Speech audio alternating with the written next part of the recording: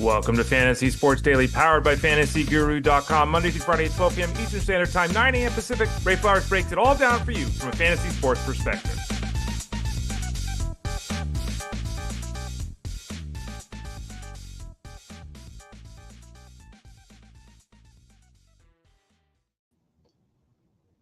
Good morning, everyone. Welcome to Fantasy Sports Daily, powered by FantasyGuru.com. We got a whole new setup here. I got a new standing desk, one of those rising desks, so I'm in a total new spot. We had to redo the background, had to redo the microphone. Hopefully everything sounds okay here. Let me know in chat if everything sounds good to you. I'm Ray Flowers of FantasyGuru.com. We got a new camera placement too.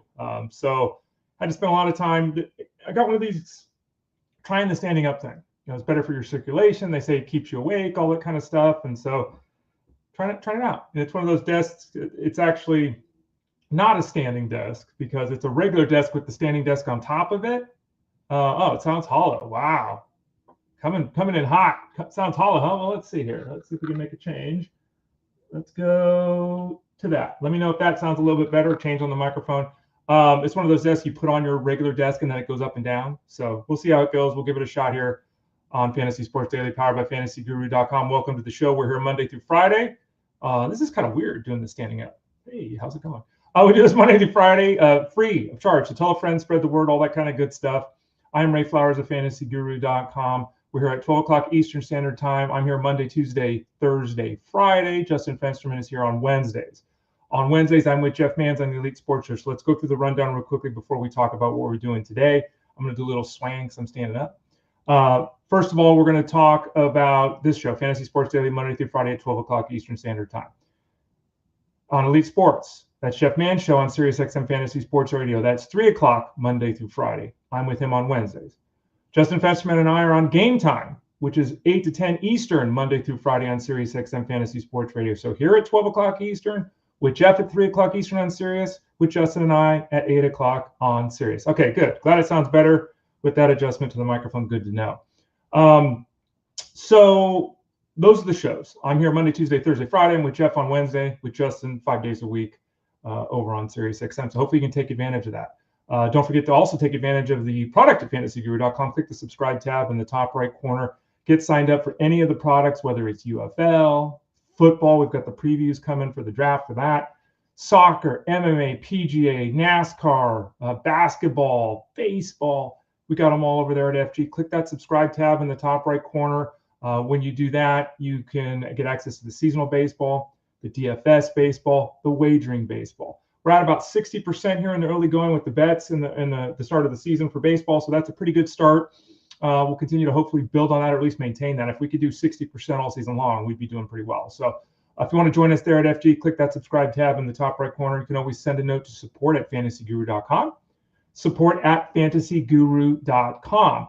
Don't also forget that you can watch this show live or later on. You go to youtube.com/@ElitePlusNetwork, on Twitter X at Fantasy Guru site, and on Facebook at facebook.com/FantasyGuruHQ. You can leave comments in any of those places and we'll interact with you throughout the show. That's how I knew that the microphone wasn't working perfectly. So before we get into today's show, just quickly, again, new setup here. Hopefully everything's working out. We'll see if the thing does what it does sometimes, where you'll see the pan out version, you'll see the rest of my room. I have a huge office here, so we'll see that. This is what I got on Saturday. I went to the Giants game. Got to see Bryce Miller, my boy, pitch ineffectively against Robbie Ray. So got a Matt Chapman bobblehead. Let's open it up here real quickly on the show. They gave away 10,000 of these. So you had to be there, at the start. Not only did they give away 10,000 of them, I guess 1,000 of them were gold. And I've seen the gold ones on eBay going for like $300, $400. Really? You're going to pay that much for a bobblehead? Yeah, I don't know. I have a pretty extensive bobblehead collection. I know Justin Fensterman does as well. But here's the Matt Chapman. He actually had a big game that night. Got a couple hits, though one of them shouldn't have been a hit. It should have been an error on Dylan Moore at third base. Here we go. So there you can see him. He's got his gold glove because he's a gold glover. He's chucking the baseball with his orange sleeve, and he's got a little bobble. So go Matt Chapman. Yeah, there we go. So got a regular one. That one, if you want to buy one, is going for like $40, $50, maybe $80, depending upon what you find. It's not the $450 golden one. But anyway, got that. It was great to go to the first game of the year. Took my nephew. We sat technically in row 1, but it was actually row 2. Interesting how that works. We were down the left field line. But we had a lot of fun at the game. Had a couple of beers, which were crazy. Everything at the ballpark was $20. Beer was $20. Nachos were $20. A soda and a hot dog was like $20. Everything was $20. And as someone who often works during game time, I'm remembering why I kind of like to stay home anymore. Crazy busy. It was total sellout, 41,000 people at the game. Lots of energy in the park. That was cool. Ryan Walker came out late in the ninth inning for the save, and they dimmed the stadium with the orange lights around. So it was a pretty cool time there. My nephew loved it. He hadn't been to a game since he was like 10. He's in high school now, so he enjoyed that. So we had a good time. So anyway, that's what I did this weekend. Hopefully I had a good weekend too. What are we talking about on the show today? You'll see it up on the screen there. We're talking Vladimir Guerrero. You remember when Vlad said he wasn't going to sign a contract extension past mid-March? He signed a contract extension. We'll talk about Blake Snell, Colin, Holderman, Nestor, Cortes, injuries. Sandy Alcantara, Clarke, Schmidt, Spencer Strider, Ronald, Acuna, Victor Robles, Rafael Devers, Zach Veen, and Chase Dollander. Those last two, Veen and Dollander, rookies with the Rockies. We'll talk about them. We'll give the kind of a profile of what to expect. And then I'll do something. I didn't do it last week. You let me know if you like it this week. MLB FAAB talk. So we'll talk about the waiver wire and some of the bidding that was undertaken this weekend in some of the leagues I'm in. I think I'm going to do, well, I know I'm going to do FSGA and labor, 14, 15 team mixed leagues. We'll talk about the waiver wire there. John G, by the way, says that Romano's not looking great. It's early, but man, he is not looking great. Oh, I just lost the screen. Hold on. He's not looking great. Add to the stage, Ray. Learn how to use this cap. Yeah, there we go. Romano is not looking great. Alvarado and Kierkering should be added. Looks like Alvarado's a little bit ahead of Kierkering. We're going to have the updated closer grid over at fantasyguru.com tomorrow. So check that out. We'll dive into it a little bit more depth. But yeah, Romano's not looking good. And one of the few positions where we really should be making moves right now, as we talk about all the time. Don't forget to read the sample size article over in the Rays Ramblings column at fantasyguru.com. The only real reason we should be making moves is because other people are making stupid moves, which I've seen a lot of people make stupid moves. So I get that. Other than the bullpen, because bullpens change. I've added Luke Jackson. I added Dennis Santana yesterday. Like, you got to make moves in bullpens. I would try to hold Romano given his history, but given the way he has looked and given the success of Alvarado and the skills of Kierkering, Romano is teetering here. And if he's not working the ninth inning, he's not worthy of being on a roster. So we'll continue to watch that situation very closely. Angela says Devin Williams is not great. And this is just something to remind everybody. Again, there's a sample size article over at fantasyguru.com. It's been 2 weeks. It's not even, fully, but it's been 2 weeks. It's not enough time. Go read the sample size article. And again, read the rules there of making player moves. Everyone wants to make moves, and I get it. I understand it. I am fighting the urge to make moves in my leagues. Okay, now my leagues are different because guys don't rage drop players in my leagues. I'm in 15-team mixed leagues. I'm not in a 10-team head-to-head setup. So they're different. But I would encourage everybody, check the rankings at fantasyguru.com. Nothing has happened, barring an injury or a drastic change in playing time. Nothing has happened to take a guy who I had ranked 58th to now 17th, or a guy who I had 17th, now 58th, right? So check the rankings out. That's what they're for over at fantasyguru.com. Oh, and by the way, John says 2 weeks of Fantasy Guru dominance. Love hearing that, John. Great start to the question. I've got Luke Jackson on both of my teams. Luke Jackson's up, was he up to 5 saves? Angelo? Yeah, I added him too.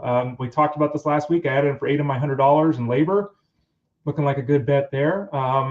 Here's Don says, question, which pitchers would you take today in your fantasy pitcher? Mine one is Green from the Reds.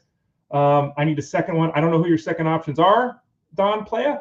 But you can always check it out over at fantasyguru.com. We've got the Smash report that should be updated today. Fingers crossed on that. I'll have my Rays plays out. Hunter Green will be in my Rays plays for those of you in the DFS space. Hunter Green's a very good play today. Absolutely. Tony W says, Ray, should Ryan Kierkering be on a radar? Yeah, Tony, if you missed it, we just said it. Kierkering should be on a radar. Should be on everyone's radar. Depends who you've got and what move you're making. Again, I'll write about this tomorrow in more detail over at fantasyguru.com. We'll update the closer grid. Right now, it appears to be, if I had to say it right now without doing a full dive, which I'll do later today, I would say Alvarado, Romano, Kierkering in that order, but we'll see. Romano, again, not really worth rostering if he's not working the ninth inning. Kierkering, with his stuff and talent and production, could be, even if he's not working the ninth inning. Okay, let's get into this. Vladimir Guerrero said he wasn't going to do anything contract-wise if it wasn't done by, I don't know, was it March 20th, whatever the hell it was. Oops. Vlad signed his 14-year, $500 million deal. He'll obviously, from the looks of it, play his entire career with the Blue Jays. Now, you never know trade or anything like that, but this is good for baseball. The Guerreros love Canada, right? Here we go. This contract, since he's 26 years old and it's 14 years, $500 million. Vlad could play till he's 40 on one team. So I love this from a baseball perspective, seeing a player be on a team long term. Obviously, he's comfortable there. He wants to be there. Boom, all this kind of stuff. The only contracts that are bigger are Juan Soto and Shohei Ohtani. So it's the third largest contract ever. Vlad is a really good offensive player. Not a great defender.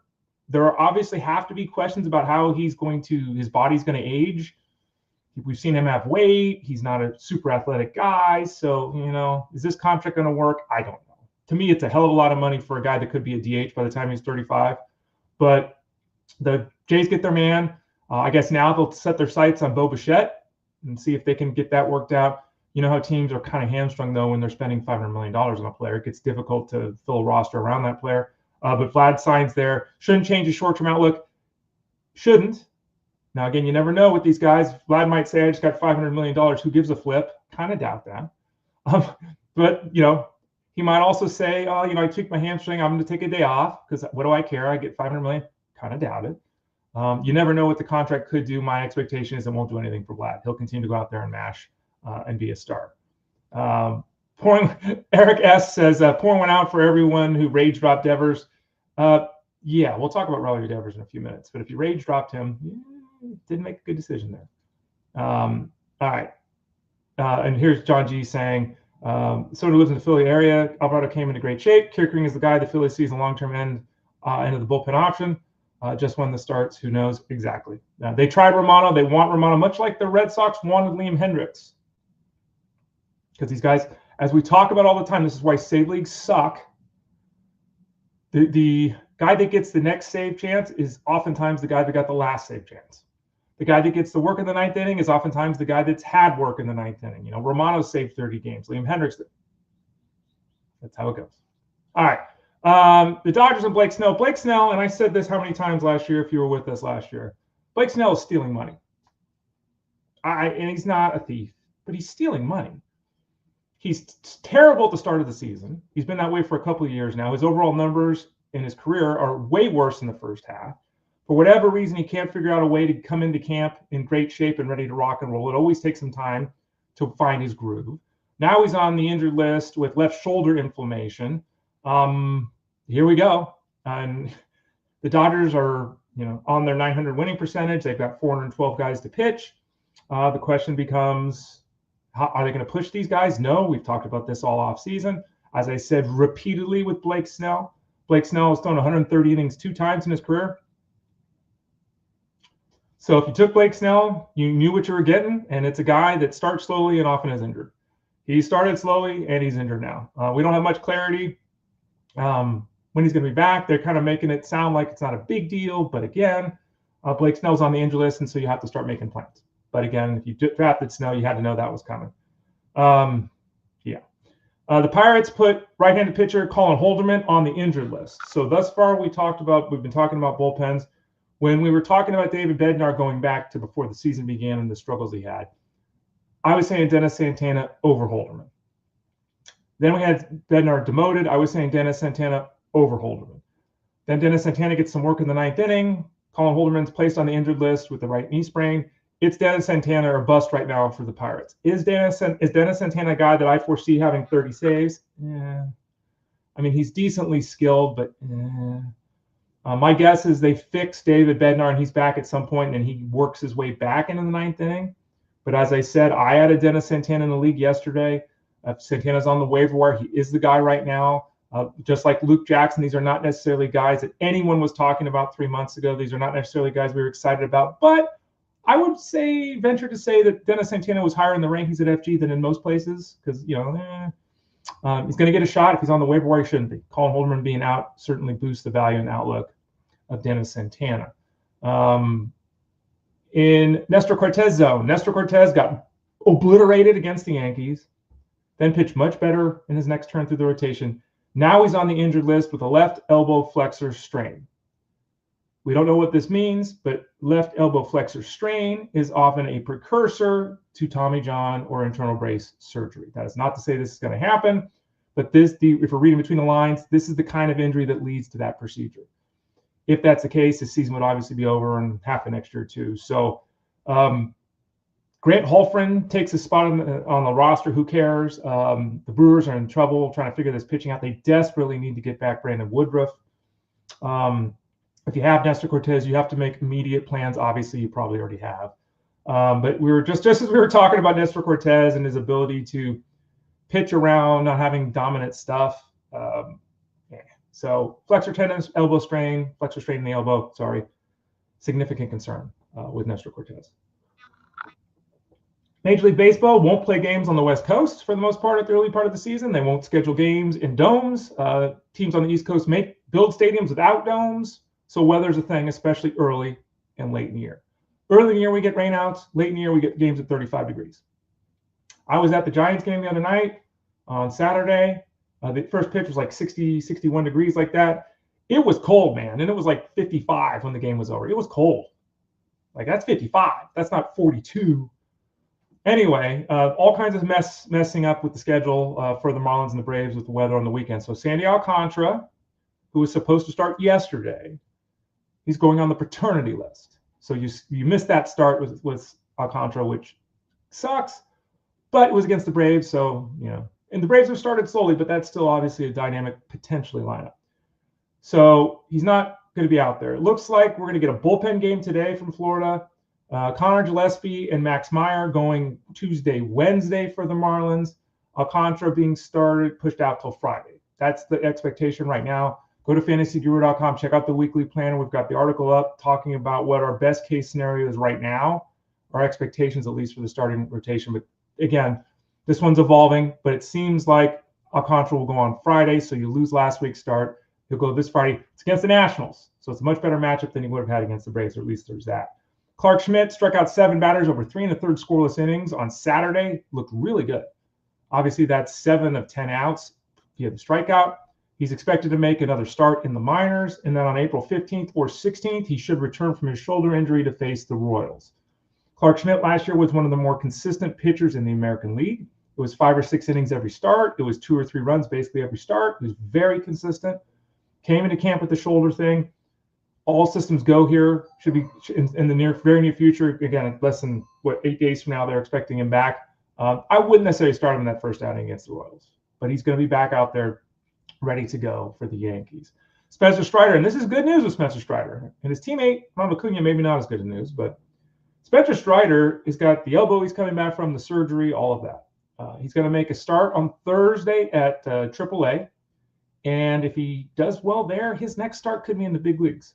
His first 2 outings have been really effective down on the farm. His velocity is still a little bit down from where it was prior to surgery, but you have not noticed it at all in the results. Now, Spencer Strider should be mowing down 22-year-old kids in the minor leagues. It would be nice to see the radar guns from this next outing see that 1.5 miles, 2 miles an hour back from where it was. Could Spencer Strider come to the big leagues and strike guys out and be super effective at 1.5 miles per hour down from where he was? Of course, Spencer Strider. The questions with Spencer Strider were twofold. When would he start the season? And secondarily, how long would he go if healthy in the season? We don't have a definitive date, but again, it could just be one more outing in the minor leagues for Strider. So we could see Strider in the bigs next week, which would be a couple of weeks ahead of expectations. So that's really good news. I don't have an answer. No one does. To how long he's going to go. Is he going to make 25 starts with the Braves? Are they going to cap him at 5 innings and 75 pitches? We don't know that. We just don't know. And if the Braves are going deep into the postseason, they're going to need Strider. They're not going to want him to go from being injured to throwing 170 innings. So, again, we'll play this out long term. But short term, it looks like he's going to return to the big leagues a couple of weeks ahead of expectations, which is great news for anyone that drafted Spencer Strider. Now, his teammate Ronald Acuna is meeting with doctors in the next couple of days to get a kind of a checkup on his knee, and sounds like basically to get the final thumbs up to get going here. He seems to be a little bit behind where we were hoping he would be. Again, the Braves are not going to rush this guy back. He's the franchise. He's already hurt his knee before. They don't want to have another issue with his knee and have that come back to roost. They don't want a Jonathan Brooks scenario from football where a guy tears his ACL and then tears it again. So they're going to be, very moderate here. We were hoping to have both Strider and Acuna back in April, as we just noted. Strider's a couple of weeks ahead of things. On the negative side, Acuna sounds like he's a couple of weeks behind. He's going to see doctors this week. Then they're going to start to ramp things up. It's getting a little tight for him to be back at the big league level in April. This is obviously the danger of drafting Acuna. Whether he plays 115 games or 128 games, like I'm leaning more toward 115 now, but he could still go 20-20 in those 115 games, right? It's just a matter of you kind of holding up your head above water until that happens. So hopefully you made plans, you've added players off the waiver wire, whatever it might be early in the year here, because it does sound like Acuna might be a little bit behind things as he gets ready to go for the team from Atlanta. I see a question here from Mario E. Mario, what is going on with Luis Garcia? He's too good to sit versus lefties. Well, I'll say this, and I've seen this question a lot, Mario. Number one, I wrote a player profile about Luis Garcia, the second baseman of the Nationals, in the preseason. And I basically said, last year's as good as it gets. Maybe he repeats it, but I'm not overly excited. I'm not pushing to have this guy. I'm not bumping him up the draft boards. In fact, I believe I had him ranked below ADP. So in the case of Garcia, sitting versus lefties is disappointing. That's not what was expected of him. I will also say this, though. If he's getting 495 plate appearances because he's sitting against lefties, he's too good. He shouldn't be sitting against lefties. I don't know why the Nationals are doing this. To be fair, I don't know. But Luis Garcia is never going to be a superstar. He's just not a guy that's going to hit 300. He's not a guy that's going to hit 30 home runs, still 30 bases, any of that stuff. Okay, so if he goes 20 home runs and 15 steals, which he could still do against right-handed pitching, remember, it's a long season, and the Nationals could change their outlook and their plan here with Luis Garcia. He could be facing lefties next week. It is odd, but I don't think this appreciably changes his outlook. Though again, it is odd. Going back to some injured guys, I was watching Victor Robles over the weekend because again I got the chance to see the Giants and get my bobblehead. Hello, Matt Chapman. For those of you that missed the start of the show, there's Matt Chapman. Victor Robles, Ryan Bliss. These guys are little. Randy Arozarena, by the way, little guy too. So we were down the third base line, right past third base, so we got to see Arozarena pretty closely. What a dude!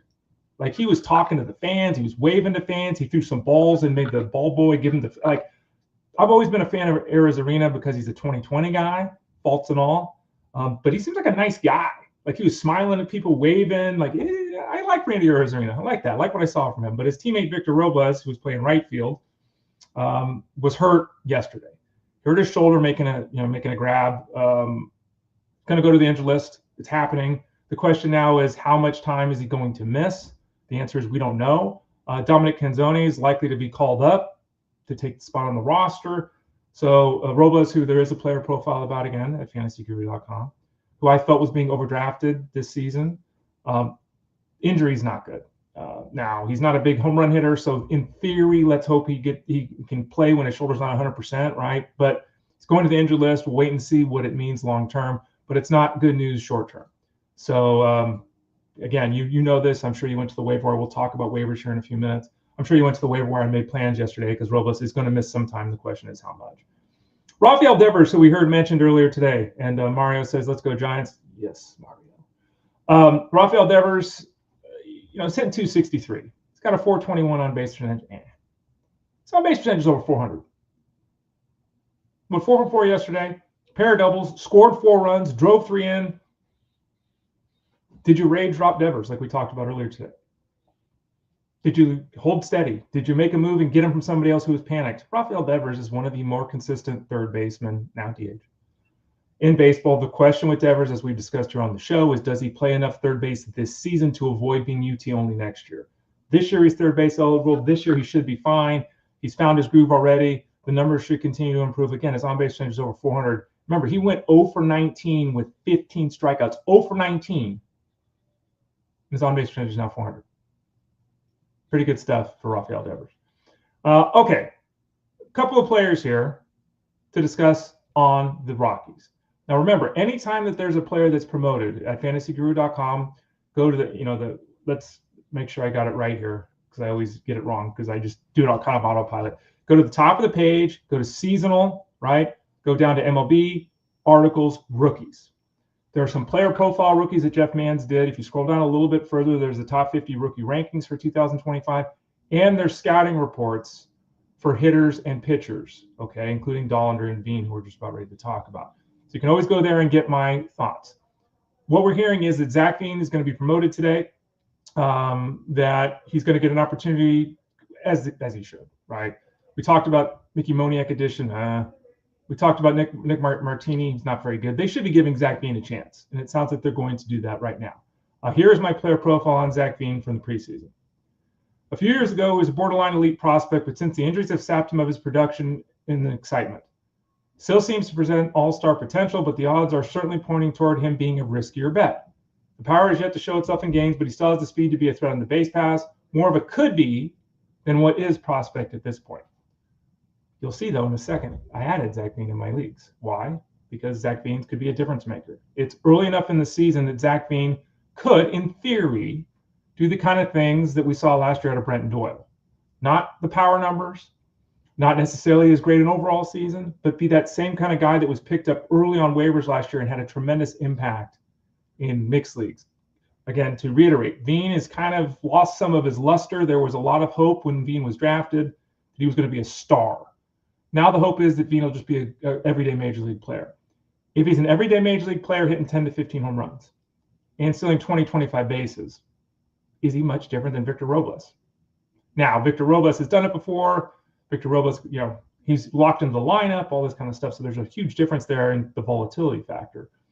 But Zach Veen is somebody, and we'll talk about him in a few minutes, that should have been added off the waiver wire if he was there. For the majority of people. 10-team leagues, depends who you're dropping and all that. But Zach Veen, again, could hit 10 to 15 home runs, steal 20, 25 bases. He also could flame out, hit 180, and be back in the minors in 3 weeks. Right? That's the deal with youngsters. So that's kind of where we're at with Zach Veen. Now, his teammate, Chase Dollander, here's what I wrote about him in his player profile. Why does he have to pitch in Colorado? His skill set is elite, but you can't ignore cores. You just can't. Gets a good deal of carry on his heater from a low release point as the ball explodes on batters. The slider and curveball also plus pitches with the slider standing out. The change is usable too. Punched out a whopping 169 batters with just 7 home runs allowed in 118 innings, but cores just can't get past that. Dollander, who I added in one league, I added Dollander in Tout Wars yesterday. Dollander it cost me 39 out of 1,000. So no one in the Tout Wars, and that's a 15-team mixed league. No one was overly aggressive with Dollander because of the course factor. My best guess is that Dollander will hope to be if you remember Herman Marquez when he was good before injury, he'll hope to be that kind of guy. Dollander will hope to be a guy that strikes out a batter an inning and, is league average at home and better than that on the road. That's the hope. If I was adding Dollander, as I did, my main goal would be for strikeouts. My main addition for Dollander would be for strikeouts. And it would be to utilize them on the road. Coors isn't what it once was because of the humidifier and all that, but it's still a difficult place to pitch. So Dollander, again, huge arm. If this guy was pitching in Seattle, it'd be to the moon. Hell, if this guy was in San Diego or with the Giants, to the moon. Right now, Colorado, it's hard to get past that. Should provide strikeouts as he did in his first outing over the weekend. But there are concerns here with the ratios with Chase Dollander. Okay, so let's talk a little bit, as I noticed that the camera decided to do its little jump thing. There we go. Let's talk a little bit, let's make me a little smaller here, about FAAB. And you can see it on the screen for those of you watching right now. For those of you not watching, we'll discuss it anyway. For my labor 15-team mixed league, here is what the FAAB expenditures look like yesterday. So I don't know what your league spent or those kind of things, but this is what happened in my league. Mitchell Parker went for $6 out of 100. So we have $100 to spend here. In this league labor, you cannot add a player for $0. Every player has to be at least $1. So you have to save money for the end of the season. Mitchell Parker's got a good matchup this week. I think it's Florida for $6. As you can see, there are 4 other people bid, 3, 1, 2, and 1. I don't think you should be looking at Mitchell Parker and think that you could have this guy ride or die all season long. But Mitchell Parker, as an option that you can utilize right now in the short term with a solid start to the season, I'm okay with that. I'll be writing a little bit more about him at fantasyguru.com today. Chase Dollander, there we go. $5 with a failed bid of 1. I was the $1 bid. Only 2 of us bid on Chase Dollander. Now, again, if this guy was on any other team, that $5 bid probably would have been $30, right? 30% of the overall budget. Don't get overly excited with Dollander. That would be my advice. And clearly that's the advice that we're seeing here. Remember, I spent 39 out of 1,000, which is 4%. In this league, Dollander went for $5, which is 5%. So that's the zone that both these leagues, again, 30 people. That's the zone that the 30 people in these leagues determined Dollander to be worth. Wilmer Flores went for $3. There was a fail bid for $1. Flores off to a great start. Tons of power for the Giants. Won the game the other day with a base hit coming off the bench. Flores is what he is. He's a guy that will struggle for playing time when Encarnacion comes back. Flores is not going to give you anything in the steals department, despite the strong start in the homer department. He's not somebody that you should be looking at in 25, 30 home runs. He's not that guy either. He's a good major league hitter. He's a good guy to have on a big league roster. He's a fill-in piece in a 15-team mixed league when you have an injury, 3% of the budget. So don't make mistakes. I've seen this guy's name come up a lot in questions. And Wilmer Flores, if Wilmer Flores goes in your lineup today and he's starting for you in 3 months, your team's in trouble. Just not the guy that should be doing that. Ben Lively went for $3, a couple of failed bids, 3 and 1. Geraldo Perdomo is really interesting. He went for $3. As you can see, there are 4 other bids. So 1/3 of the league bid on Perdomo. Perdomo signed a contract extension. They love his defense. They think he's going to hit enough to be part of this lineup. My concern, which I think is part of the reason that he wasn't bid higher here, is that Jordan Lawler is lurking. Jordan Lawler is a potential 30-30 shortstop at the big league level. Everyone thinks that that's the case. Maybe it's 20-30. He's a 20-20 guy, like off the hop, with the ability to go 30-30. Perdomo can't hold that guy off offensively. Maybe defensively he can, but the Diamondbacks have got to get Lawler in this lineup when he's ready. His season was a disaster last year because of injury. It was a total washout, waste. So, he's got a lot. He's not going to get promoted next week. But if he starts out hot, they'll start thinking about this. You look at the Diamondbacks, they just extended Ketel Marte. They could move, Perdomo to second and put Lawler at short. They could do that, but what happens when Ketel Marte is back, right? So ideally, Perdomo becomes a super sub. He becomes the Kiki Hernandez of the Diamondbacks. The question is, does that happen in May? Does it happen in July? Does it happen in 2026? Not a big-time offensive player, even if he's in the lineup every day, so don't be swayed by his hot start. Tommy Canley went for $3. There's a failed bid on him. Jake Mangum went for $2, a bunch of $1 bids. He's the guy with the Rays that we wrote about last week at fantasyguru.com. Simeon Woods Richardson went for $2. Josh Smith went for $2. Harrison Bader went for $1. Jack Koshanowitz to Fred Zinke for $1. I don't like Koshanowitz. I don't think any of you should be going with Koshanowitz. Fred's adding him to stream him. Again, this is a 15-team mixed league, totally different than 10 and 12-team leagues that most of you are in. In a 10 or 12-team league, I'm not interested. I'd rather see you go with the middle reliever in most cases than Koshanowitz. Just doesn't miss bats. Sawinski for $1. Camilo Duvall goes to me for $1. And Dr. Roto got Tim Tawa and Kyron Paris. Kyron Paris is a pretty good addition for $1. I'll say that. Which league is this? This is labor. Let me pull up my team. Ray, why did you go with Camilo Duvall? Because here's my current bullpen. Luke Weaver, good guy, but not a closer. Luke Jackson, leading baseball in saves, but again, he's Luke Jackson. We've talked about him earlier in the show. And Jordan Romano. So my one area of weakness after the draft with this team was obviously my bullpen. Luke Weaver's a great arm, but Luke Jackson I can't count on. Jordan Romano's toileted here, right? So hopefully Camilo Duvall can get 12 to 15 saves working around Ryan Walker. I think that's doable. And there's always a chance the Giants could trade him. So there's that team. Let's go to FSGA. In this league, there's $1,000 to spend. Let me verify that there's 15 teams in this league. It might be 14. It's 14 teams in this league. I wrote it wrong, so I'll have to make an adjustment there. Let me do that actually as we're talking here to avoid mistakes in the future. So this FSGA league is a 14-team mixed league, which is still pretty big, but it is one team down from the 15 that I'm used to doing. In this league, we have the following bids. Again, Dollander. This league was more aggressive than Dollander. This league, he went for 13% of the $1,000 budget. So we had 4% in one league, 5% in another league, 13% here. As you can see, the failed bids for him are 44, 44, 39. So again, no one in this league, other than the Fantasy Alarm team, no one in this league was above 4.5%, which is exactly the same where the other leagues are. So this is, again, a pretty good indication of where we're anywhere from 4 to 13%, with the majority of people in that 4 to 5%, pretty close to that 4 to 5% range with Dollander. Zach Veen went to me for 118. As you can see there was a fill bid for 111. I played this game. I had Zach Veen at 88. Then I bumped him to 105. Then I went to 111. And I ended up at 118. I did it right before I ate dinner last night. I was having a beer, and I just went, what the hell, what's an extra $7? Luckily, I did that, or I wouldn't have gotten him. Why is it lucky that I did that? Because my outfield needs some help. Chris Bryant, again, 14-team mixed league. Chris Bryant was like my last hitter that I drafted. He's been terrible. Nolan Jones, when I drafted him, was supposed to be playing for the Rockies. Now he's playing for the Guardians, and that saps a ton of his outlook. So that doesn't help me at all.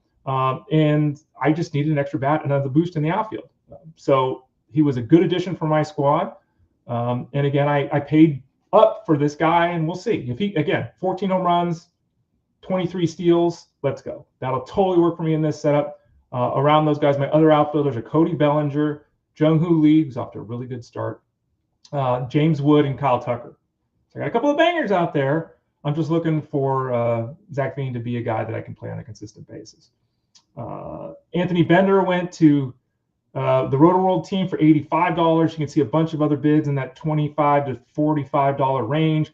Bender is probably the closer of the Marlins now. And, again, we'll write about this more tomorrow and update things over at fantasyguru.com with the closer grid. So check that out. More to come on that. Dennis Santana went to me. Looking at my bullpen here, I've got Justin Martinez and AJ Puck. I did the tandem reliever thing, as I suggested a lot of you did. And then I lost Alexis Diaz to the injured list. Don't know what Alexis Diaz is going to do. He should be back this week. I anticipate him taking back over for the Reds in the 9th inning, but we'll see. So I went out and got Dennis Santana, who we talked about earlier. I spent $69. Did I overpay? According to the room, I overpaid. But again, I have a need. And, whether we're talking 7% of my budget or 4% of my budget, what's 3% if Dennis Santana saves 18 games this year? So there's a lot of studies that talk about the amount of overpay on FAAB. It's massive. I think it makes sense to be aggressive early in the season, which I was here, without going nuts. 7% of my budget. I got Luke Jackson in the Labor League last week for 8% of my budget. So basically the same range. I'm comfortable with that. So hopefully that makes sense. John DeLuca went for $34. Good addition there. He's off to a really strong start. Andrew Heaney for $32. Obviously, we're talking streaming there. Perdomo, $31. None of the other bids for Perdomo were above 11. So again, short-term pickup here with him. Jake Mangum, $28. Nick Kurtz is an interesting ad. $26 to Colton, Wolfman, and Stern. Kurtz is coming. And Kurtz is a guy that you can consider stashing for those of you that want to stash youngsters. Simpson with the Rays, another guy you could consider stashing if you want to play this game.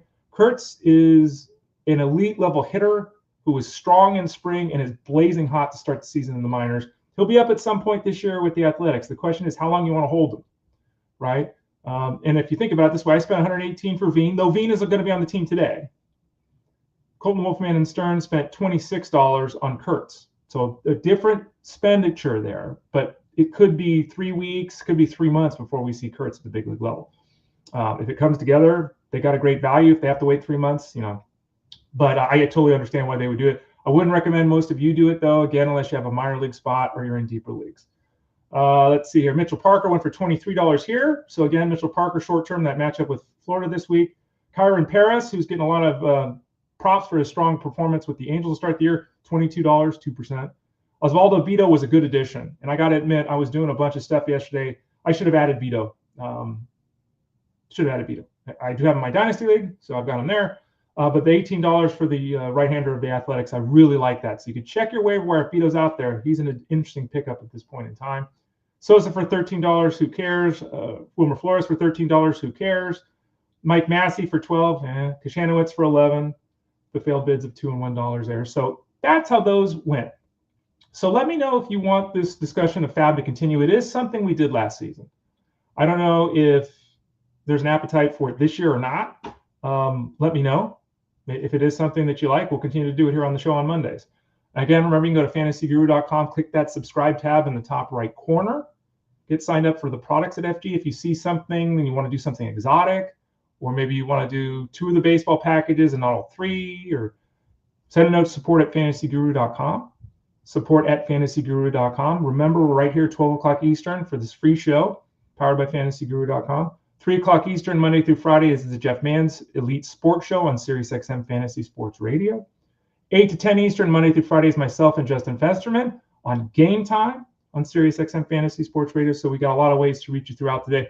Obviously, Discord too. Lots of great questions and interaction there over at fantasyguru.com. If you sign up for any of the products at FG, you get access to the Discord room. So you sign up for the UFL, there you go. You sign up for baseball wagering, there you go.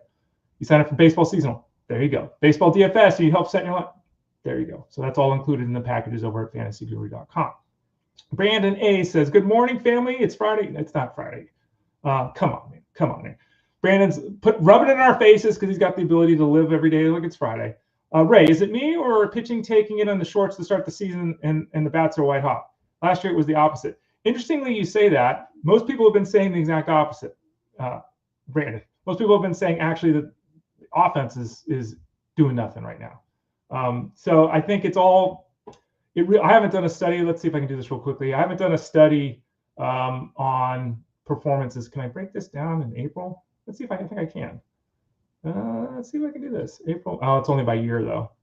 It's too much for me to do while I'm here on the show. I think it's all subjective. Number one. Number two, it's only been a couple of weeks. Number three, as we've discussed here, a lot of this has to do with weather. When the weather warms up, when the bullpens get tired, when teams start to turn to their 6th, 7th, 8th, 9th starters because other guys are hurt, we'll see. We'll see. But yeah, I think most people, Brandon, actually look at it the other way. They think pitching's had the lead here in the early. As a Giants fan, I'm afraid of Duvall. I don't know why you are, Mario. One of like 11 guys with 20 saves each of the last 3 years. So there you go. Is there baseball talk on SiriusXM? It says E-I-E-I-O. Is that a EI? Is that like a Sesame Street thing? There's baseball talk all day on SiriusXM. The GM's show, I think, is done. Justin and I talk baseball every night. So if you want baseball talk, the Game Time show, 8 to 10 Eastern on SiriusXM Fantasy Sports Radio, Monday through Friday. We talk baseball every night. And last week, the first week of the show, we spent what? So there's 8 full segments. We did 5 or 6 of the 8 segments of baseball every night. So basically, we were talking baseball an hour and a half out of the 2 hours. So we do it every night. We follow the games that are going on. We follow the bets, the DFS plays of the day over at fantasyguru.com. So we've been talking baseball 2/3 of the show. When the NBA ends very shortly here, we'll talk even more fantasy baseball. So we're talking baseball. Jeff Mann's talks baseball on his show every day. He does talk more football, but he touches on baseball every day as well. So I don't know what the other shows are doing, but we're talking baseball 8 to 10 Eastern, Monday through Friday, as we follow live game action. Ellie De La Cruz hits a home run. Logan Gilbert has a strikeout. We follow that stuff live, 8 to 10 Eastern on SiriusXM Fantasy Sports Radio. All right, so there's the review of the show today. A programming note.